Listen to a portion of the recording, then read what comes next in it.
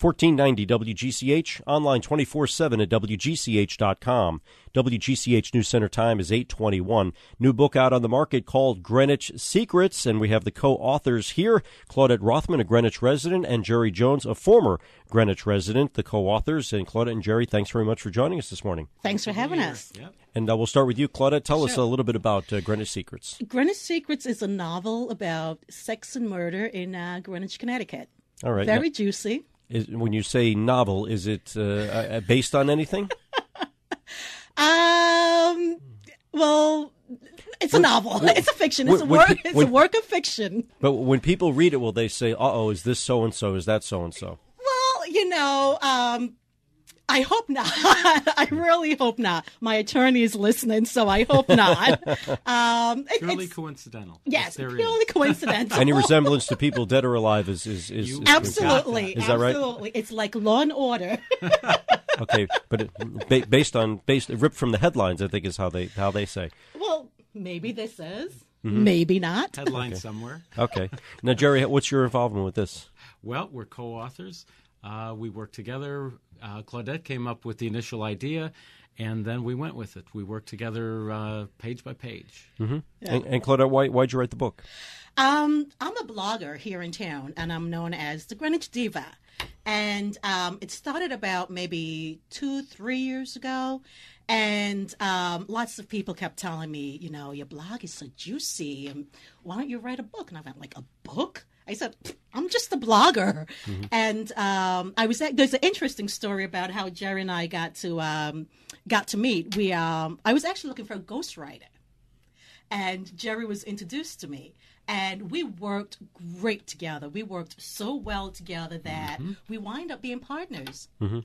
And Jerry's no longer my ghostwriter; he's my business partner. Things evolved. Yes. Yeah. So, but you ceded a certain amount of control over the content of the book, then, right? Well, we didn't really have a problem with that because we clicked so well that there was never an issue. Mm-hmm. Seriously, the book is about 400 pages. I think we disagreed maybe twice. And Jerry and we wanted worked to it kill out. Me. Now, in the collaboration, who came up with the ideas? Both of you? I would say so, yes. The initial, of course, was Claudette, and then afterward we kicked around ideas, and lots of times we had the same idea at the same time, right. And we're surprised to talk to each other, and, we really should go in this direction. Right. Yeah, I was thinking that myself, that sort of situation. Okay. And I actually drew a bunch of stuff from my own personal life. I'm originally from a tiny island, St. Vincent and the Grenadines, and in the book, the main character is also from St. Vincent and the Grenadines. And there are also a few similarities, like I was diagnosed with 2 pulmonary embolisms, and that's also in the book. Got hurt badly with the recession. That's also in the book. Mm-hmm. So we pulled, there was some personal stuff in the book. But like I said, it's a novel. It's okay. a work of fiction. Okay. But, you bring up a point because you're talking about, my lawyer and all this kind of stuff. Did you have to be careful about how you put the book together? This is Greenwich, absolutely, yeah. absolutely. You can step on toes anywhere, but especially here, they're very sensitive, very wealthy toes. So, with good lawyers behind them. Right. And and as a blogger too, I for me it was I didn't want people to think that some of the things that I covered on the blog, I pulled, which was real stuff, I put in the books. We had to be very, very careful. Right, because it's not going to be, this is in the book. Oh, yeah, I remember this person. Right. But getting back to the original question, though, will people say, well, I'm in this book. I mean, can you. Well, I think there's vignettes that people will recognize. Maybe not themselves, but, little circumstances that are reminiscent in the book. Mm-hmm. I used one of myself. Went to Todd's Point off season, and was stopped by one of the teenage guards, and I had someone driving me, and I said, "Well, excuse me now, but I'm the president of Ireland, and I just came to visit." To which the young guard stepped back, saluted me, and said, "Go right in, dude."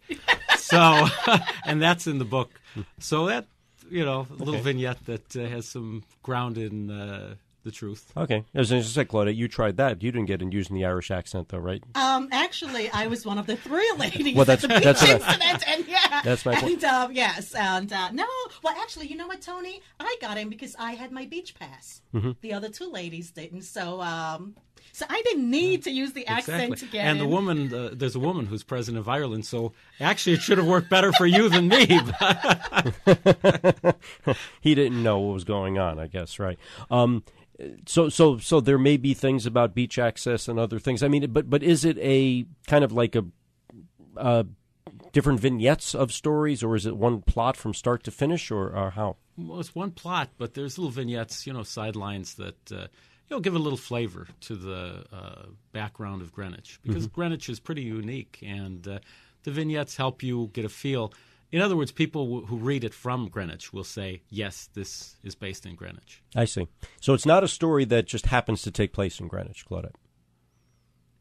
Could it take place somewhere else? Yeah, and as a matter of fact, we wrote that in the book, that this could have happened, in Bakersfield, California, or, someplace wealthy. Right. Yeah. Here's the thing, Tony. People love to know what's going on in Greenwich, Connecticut.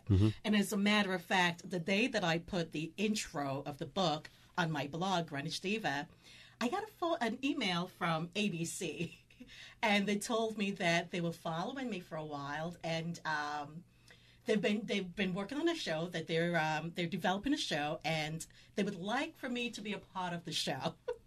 So, and the first thing she said was, people just love to know what's going on in Greenwich, Connecticut. Do you see a movie adaptation of this? Absolutely. And was it written with that in mind? But halfway through it, we thought, everybody said there is a movie here, and we went like, yeah, we think so too. Near the end, in the last chapter, we kind of hint at that, yes, hoping that someone will pick up that hint. Yeah, okay. We'd like to see a movie, right? That says Greenwich Secrets. Right. Okay. And finally, is this is for, you said people in Greenwich would appreciate this, but do you think people in other parts of the country that may not know Greenwich all that well, is there a mass appeal to it? I'm originally from Chicago, and it's another big city, but I mean, they know Greenwich. And maybe not in Tulsa, maybe not in Sheridan, Wyoming, but I think generally people know Greenwich. I was visiting my sister, who's probably listening to this right now, Bridget Nyers in Fort Wayne, Indiana, and she lives in a little cul-de-sac community, and I was speaking with one of her neighbors one day, and she went like, "Oh, you're from Greenwich, Connecticut?" And I'm like, "Yeah." And she went like, "Oh, we heard all about Greenwich, Connecticut." And this is Fort Wayne, Indiana. So, people I think people in Middle America would definitely get it. And sadly, one of the reasons 9/11, a lot of people know that some of the bankers and financiers were from Greenwich. So that's kind of the sad part of it. Yeah. All right, great. Claudette Rothman, Jerry Jones. The name of the book is Greenwich Secrets. Thanks for joining us this morning. Thanks for having us, Tony.